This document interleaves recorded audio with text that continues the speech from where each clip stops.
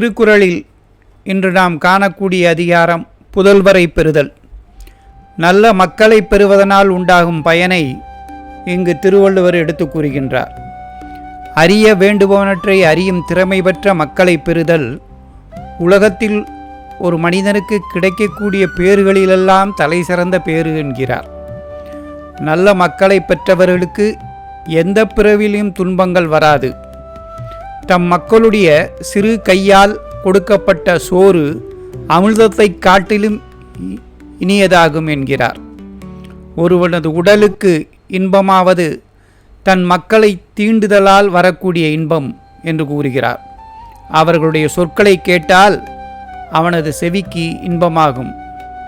தம் மக்கள் பேசுகின்ற மழலை சொற்களை கேளாதவர்களே குழலும் யாழும் இனியன என்பர். மகனை கல்வி கேள்விகளில் வல்லவனாக்குவது ஒரு தந்தை மகனுக்கு செய்யும் நன்மையாகும். அறிவுடைய மக்களை யாவரும் விரும்புவர். இவனை பெறுவதற்கு இவனது தந்தை என்ன தவத்தை செய்தானோ என்று யாவரும் வியக்குமாறு நடத்தலே ஒரு மகன் தன் தந்தைக்கு செய்யும் கைமாறு ஆகும். இதனை மகன் தந்தை காற்றும் உதவி இவன் தந்தை என்னோற்றான் கொல் எனும் சொல் என்ற குறட்பாவின் மூலம் எடுத்து கூறுகின்றார். கிடைக்கக்கூடிய பேறுகளிலே மிகவும் சிறந்த பேறு நன்மக்களை பெறுதல்.